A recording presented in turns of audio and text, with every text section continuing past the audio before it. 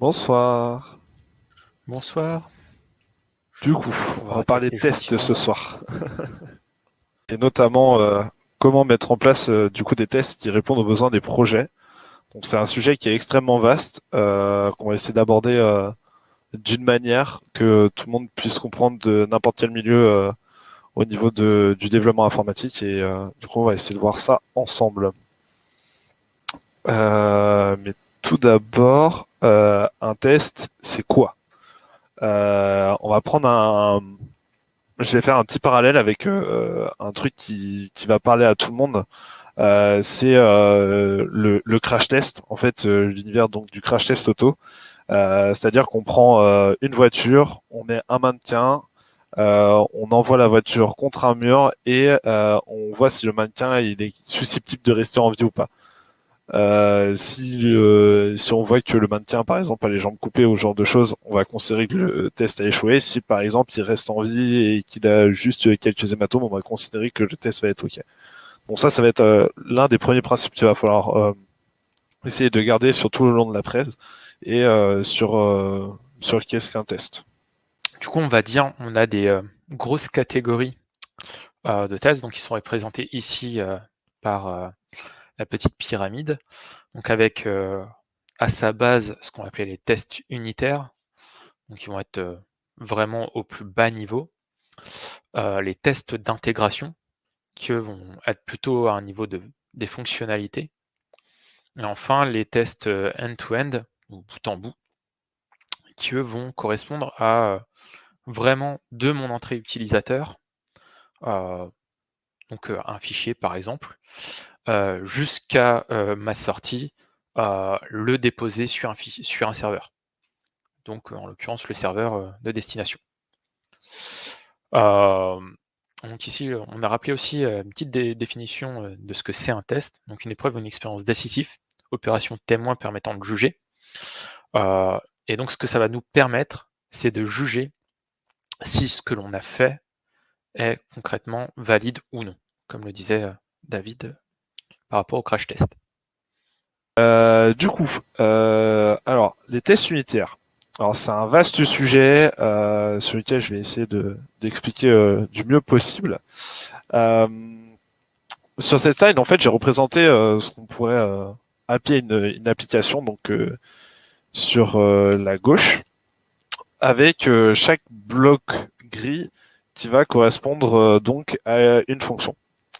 On va considérer qu'on veut tester toujours en fait de manière unitaire chaque fonction dans le code ou dans n'importe quel programme vous allez pouvoir faire. Donc si on prend la fonction afficher une page, qui va utiliser afficher image, afficher titre et afficher texte. Donc si on considère que la page est composée d'un titre, d'une image et d'un texte, du coup ça veut dire que on va devoir les tester chacun indépendamment. Donc par exemple pour afficher image, on va essayer de tester et de faire une assertion, on va appeler ça, de voir si on est capable d'afficher une image grâce à cette fonction.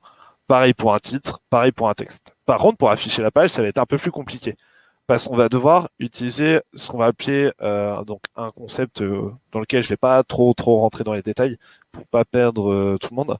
On va utiliser le concept de mock qui va créer une sorte de de fausse en fait fonction image sur lesquelles on va pouvoir qu'on va pouvoir manipuler pour afficher ce qu'on souhaite pour éviter d'utiliser la vraie fonction.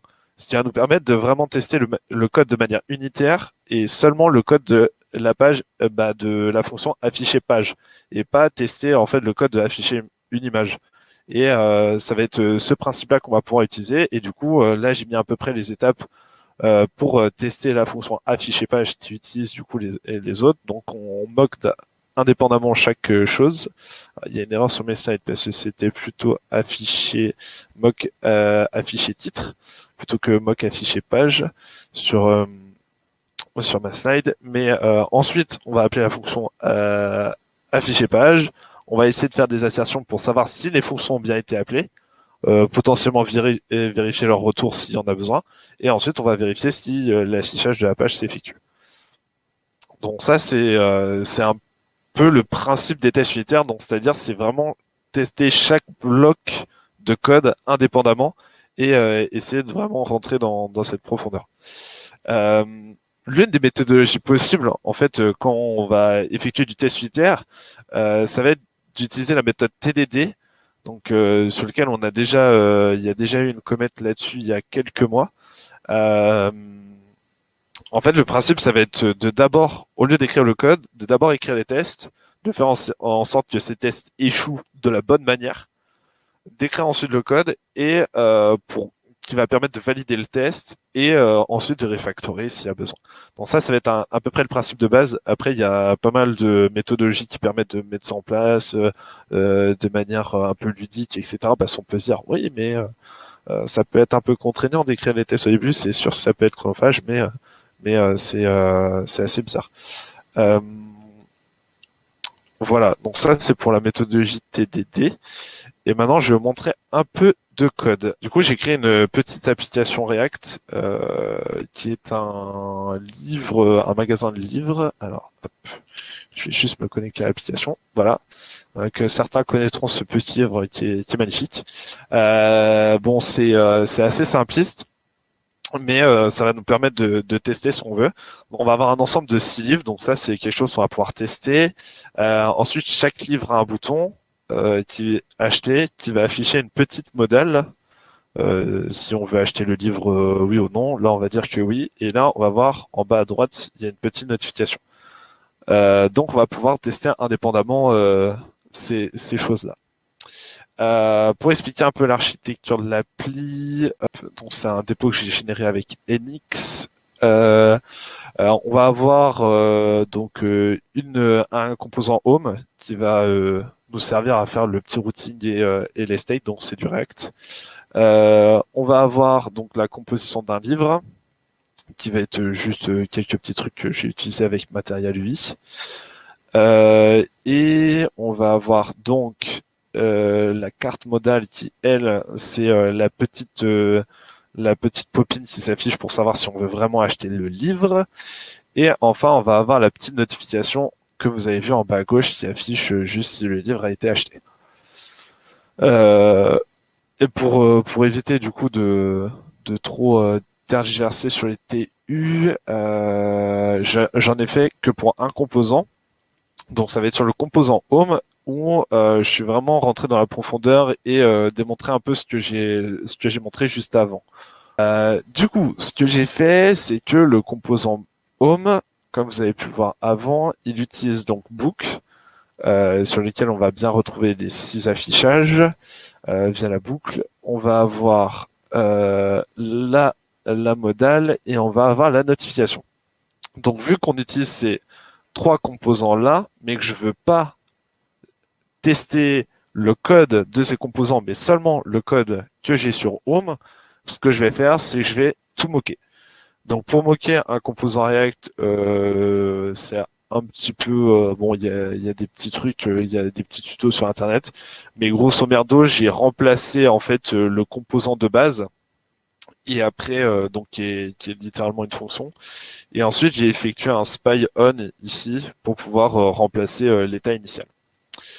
Ce qui va me permettre après, donc pour le petit juste le petit brief, j'utilise Jest avec Testing Library pour pouvoir tester mon DOM. Du coup, le tout premier test que je vais faire, ça va être, je vais demander, je vais essayer de voir si je suis capable d'afficher mes livres. Donc je sais que je peux afficher des livres. Donc ça, c'est juste pour avoir le rendu de ma page en HTML. Je vois que je suis capable d'afficher des livres, donc première assertion. Deuxième assertion, c'est que je vais regarder si j'en ai bien 6, comme ce qui a été demandé par exemple pour mon composant. Et ensuite, je vais regarder si le titre du premier livre, c'est le guide du voyageur galactique. Donc pour l'instant, on est OK, le test a l'air plutôt correct.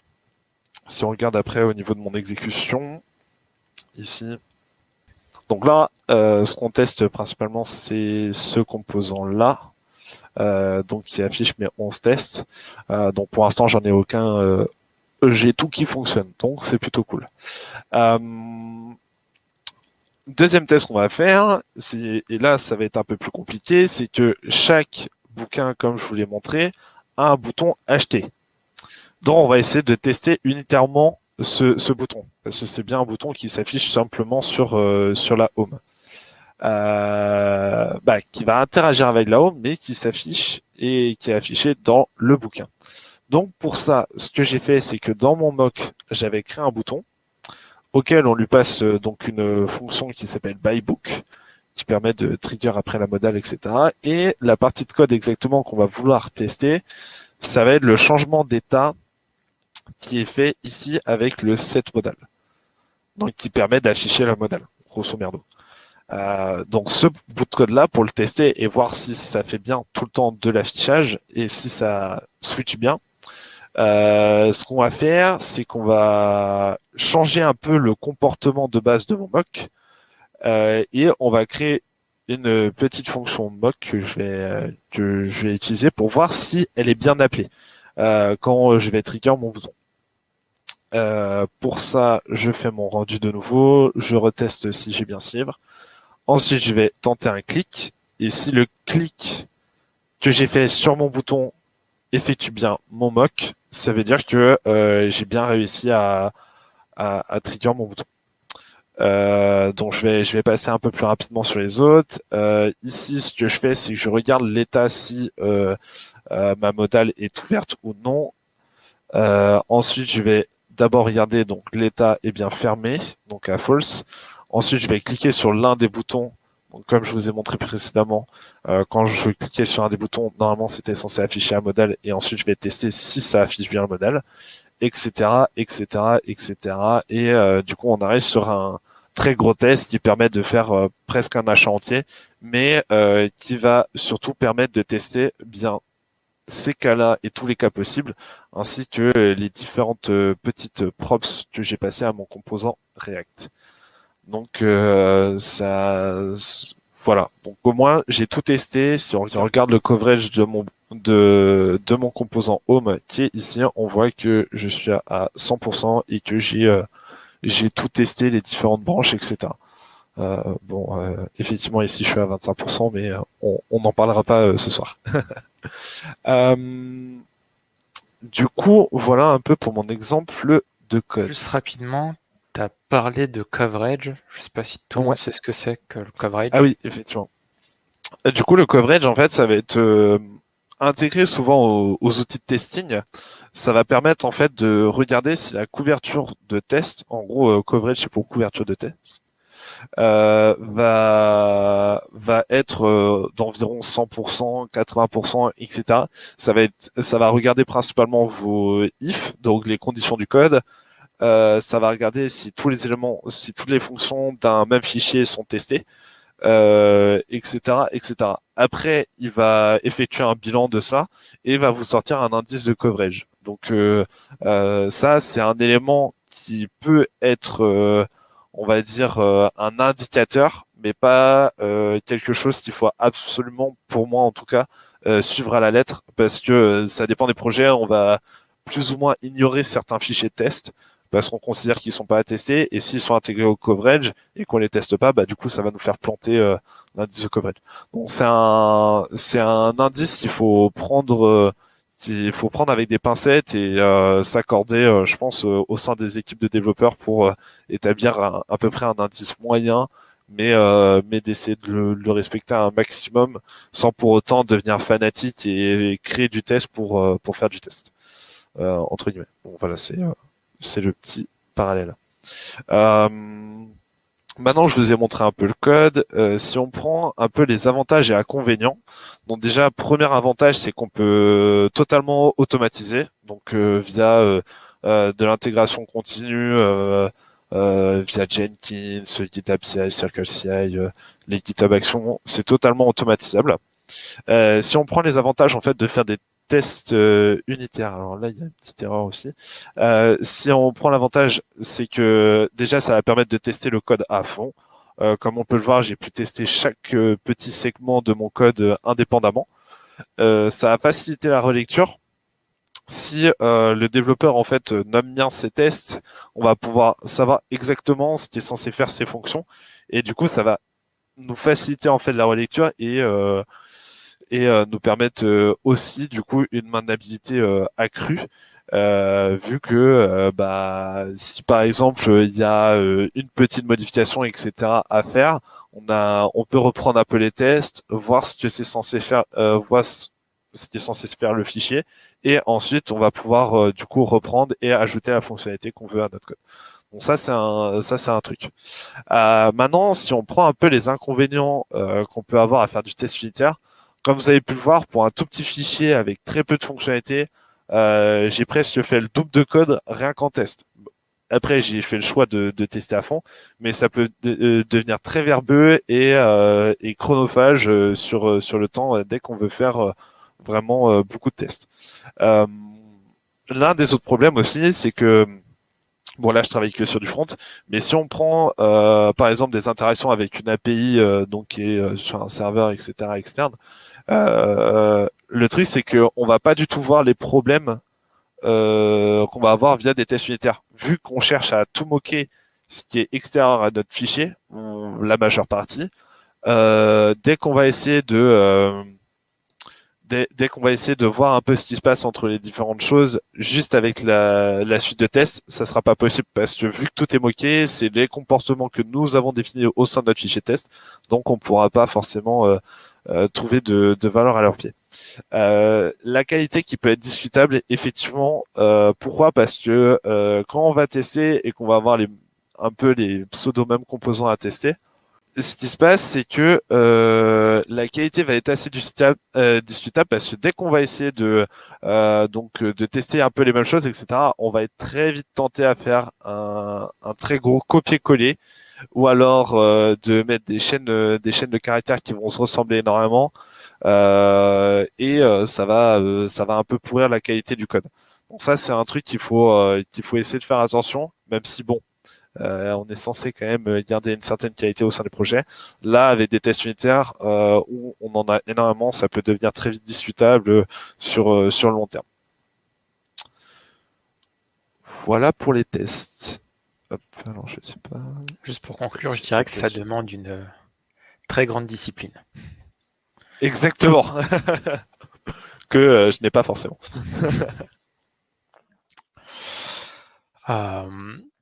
Donc maintenant, on va passer au test d'intégration. Donc globalement, les tests d'intégration, c'est, comme je le disais au tout début, des tests qui vont concerner une fonctionnalité technique. Une fonctionnalité technique, ça va être quoi? Dans le cas que David montrait tout à l'heure, on va tester la fonction afficher page complètement, avec l'ensemble de ces interactions qui vont être concernées. On va prendre les entrées, les sorties, et on va tout faire travailler. Donc là, on s'intéresse à un autre niveau de travail. Et pour ça, on a des méthodes qui existent. Donc, on va dire je pense la plus connue en tout cas, c'est donc la BDD pour Behavior Driven Development, programmation pilotée par le comportement, où l'objectif, ça va être d'écrire les scénarios correspondants à la fonctionnalité que je veux, comment elle fonctionne, et à partir de ces scénarios, d'écrire justement le test et ensuite le code qui va aller. Pour ça, on dispose d'un outil qui est le langage, c'est ça le DSL Gherkin, qui est un formaliste qui est assez proche du langage naturel. Donc là, je partage quelques éléments sur cette diapo. Donc on va voir, on va définir une feature qui va avoir un nom. Ensuite, on va pouvoir dire avec des clés spécifiques quels sont mes états initiaux, donc given.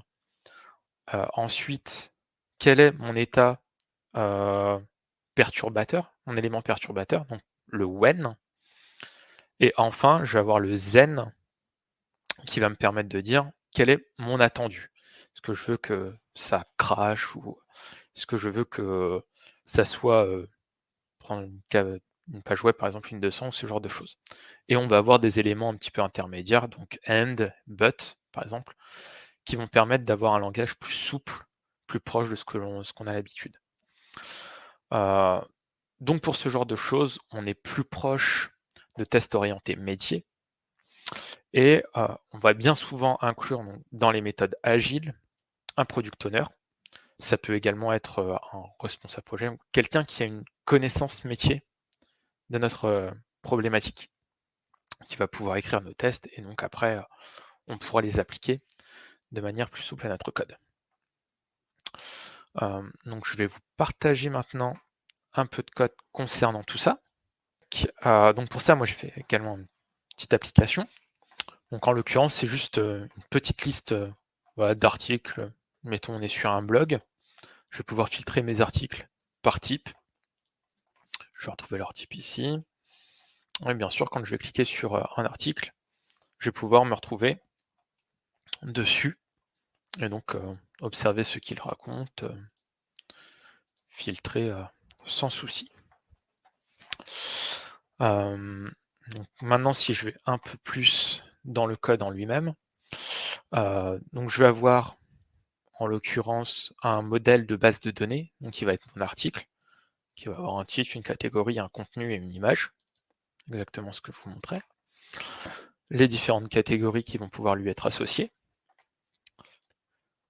Et ensuite, je vais avoir mes vues, donc mes représentations, qui vont correspondre à ce que je vais vouloir afficher. Donc là, je vais avoir une vue en liste, typiquement. Donc c'est du Python Django. Donc déjà, beaucoup de choses sont managées par le langage. Et une vue en détail, enfin, du coup par le framework. Donc maintenant, si je veux tester tout ça, tac, je vais avoir deux choses. Je me suis perdu dans mes fichiers. Voilà. Donc, comme je vous montrais, j'ai mon fichier en Gherkin qui va pouvoir définir les différents scénarios que je vais avoir. Donc, les scénarios qui fonctionnent. Voilà, quand j'accède à mon index, je suis redirigé vers ma vue en liste. Lorsque je suis sur ma première page, j'ai bien 15 articles.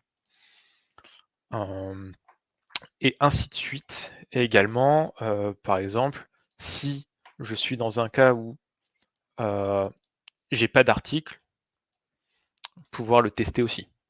Je vais pouvoir définir tous les scénarios correspondant à mon besoin spécifique de cette manière. Donc derrière, en tant que développeur, nous, ce qu'on va faire, parce que bien sûr, on ne va pas pouvoir utiliser le Gherkin tel qu'il est, il va falloir quand même un petit peu de mise en place. On va disposer, donc, comme je le disais tout à l'heure, des différentes clés qui vont pouvoir nous permettre de référencer des fonctions qui vont définir nos différentes étapes. Comme je disais, voilà, mes clés given. Donc là, en l'occurrence, c'est un chargement d'un fichier de ce qu'on appelle des fixtures. Pour ceux qui ne savent pas ce que c'est typiquement des données d'entrée. Je vais simuler par exemple une base de données, je vais l'alimenter avec une fixture. Voilà. Ensuite, je vais avoir mes when, donc mes éléments un peu perturbateurs, ou en tout cas l'interaction que j'ai, que je veux tester. Donc voilà, à chaque fois j'ai doublé mes clés. J'ai mon test en français et en anglais. Là, c'est pour vous donner un exemple. Je peux très bien faire mes scénarios en anglais et en français. Je vous montrerai juste après un exemple d'un Gherkin en anglais.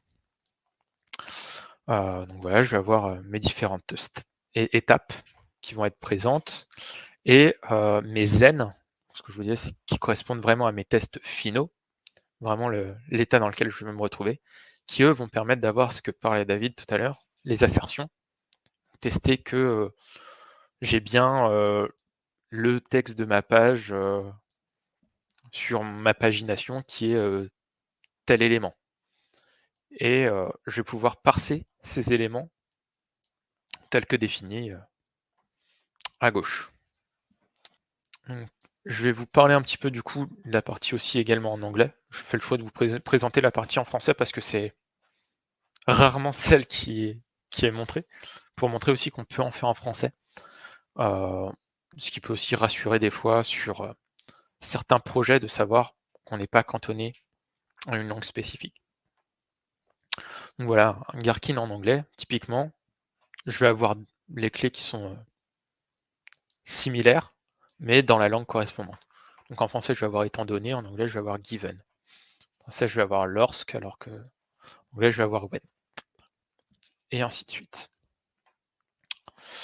Et du coup, maintenant, si j'essaye de regarder un peu ce que donnent mes tests là-dessus, donc je vais peut-être zoomer un peu.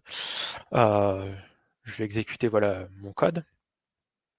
Donc je vais avoir mes tests qui vont se dérouler un à un. Comme vous voyez, ça prend un peu plus de temps que les tests de David. Tout simplement parce que je suis en train de simuler quelque chose en web et que j'utilise ici un driver pour simuler vraiment ma fonctionnalité de manière complète. Donc je vais avoir mes différents tests qui vont passer à la suite. Donc voilà, tout en succès. Et derrière,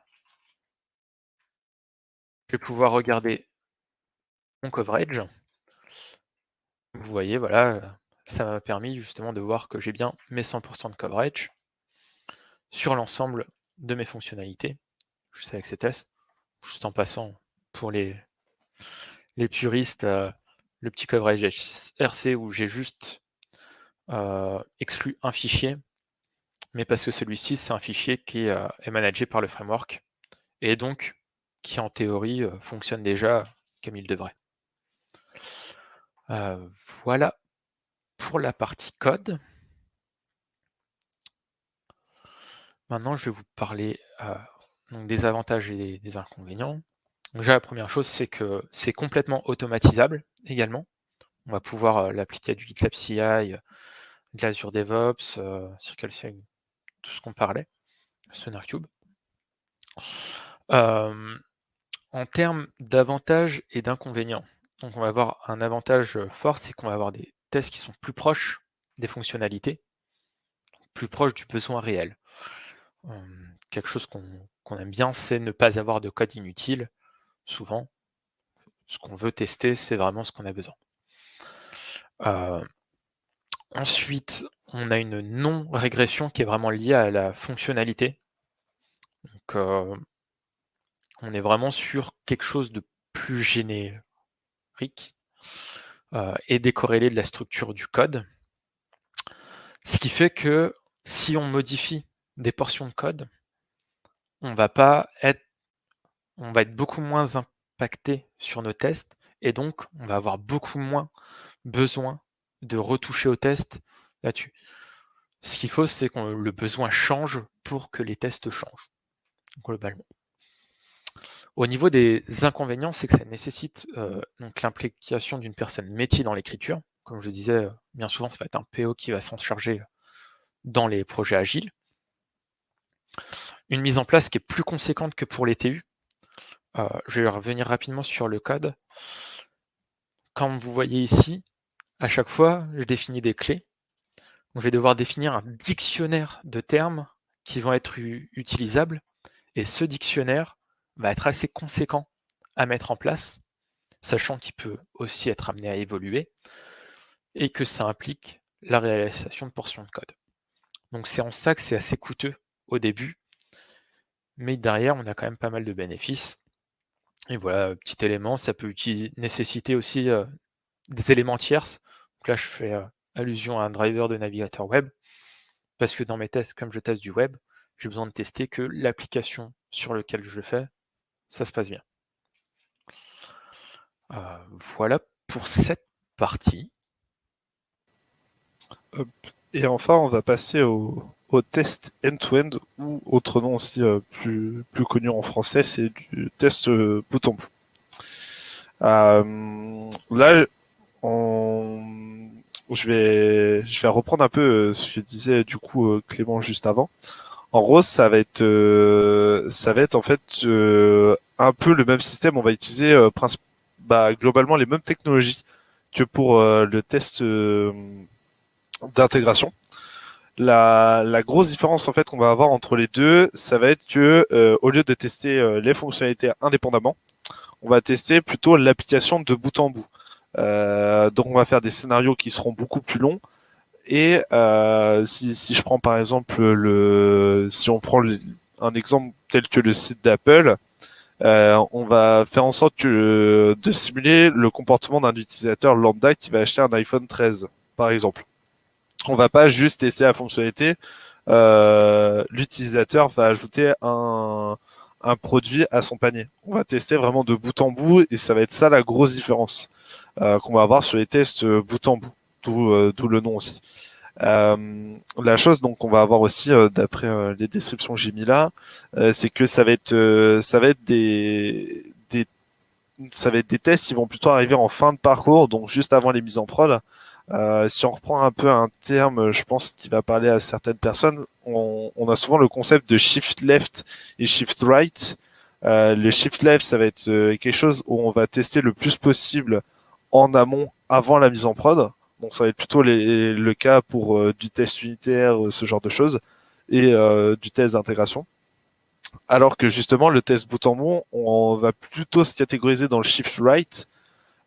Pourquoi? Parce que ça va être des choses qui vont plutôt intervenir juste avant la mise en prod pour tester qu'il y a tout qui va bien, que notre application fonctionne, qu'il n'y a pas trop de problèmes. Bon, il y a toujours des problèmes, mais et ça permet de valider que au moins l'utilisateur est capable d'avoir la fonctionnalité minimum sur le site. Donc ça va être quelque chose comme ça qui va permettre du coup de valider et de dire bon bah voilà, maintenant on peut mettre en prod sereinement. Et comme je disais, du coup, ça simule le comportement d'un utilisateur. Donc là, pas de code pour cette fois parce que bon, ça aurait repris un peu, comme je disais, ça aurait repris un peu les mêmes technologies que Clément. Alors peut-être avec d'autres frameworks si je l'avais mis en place, par exemple avec Cypress. Euh, donc, comme je disais, des avantages en fait au test end-to-end, ça va être plutôt de permettre de valider en fait, de mettre le dernier coup de tampon à notre API avant une mise en production. Et autre avantage, c'est qu'on va tester toutes les couches de l'application.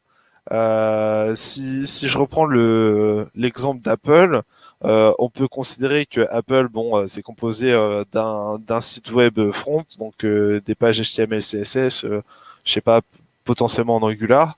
On va avoir potentiellement une, voire plus X API ou N API derrière qui vont gérer indépendamment, par exemple, l'ajout au panier, le paiement, les inscriptions pour faire livrer le produit, etc. Et ça va nous permettre de tout tester, mais rien qu'à partir de la page web. Donc ça c'est un avantage qui peut aussi être un inconvénient. Parce qu'en fait, ça va nous donc dès qu'on va avoir des tests en fait des scénarios donc de tests end-to-end qui vont casser, ça va être aussi très difficile de debug.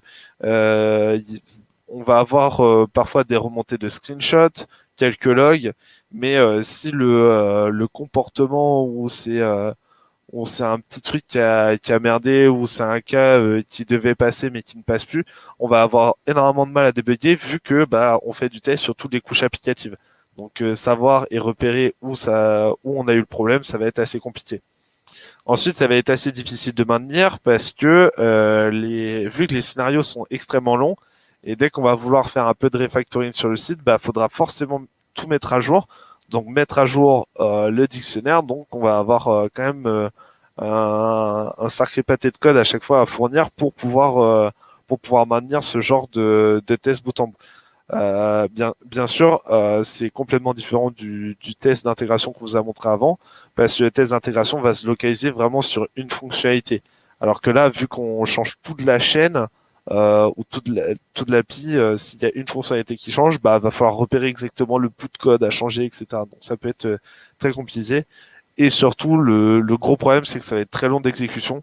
Parce que simuler, je sais pas, 10 comportements utilisateurs qui vont faire un ajout au panier, tout dépend si les machines qu'on met à disposition pour l'automatisation sont performantes ou pas.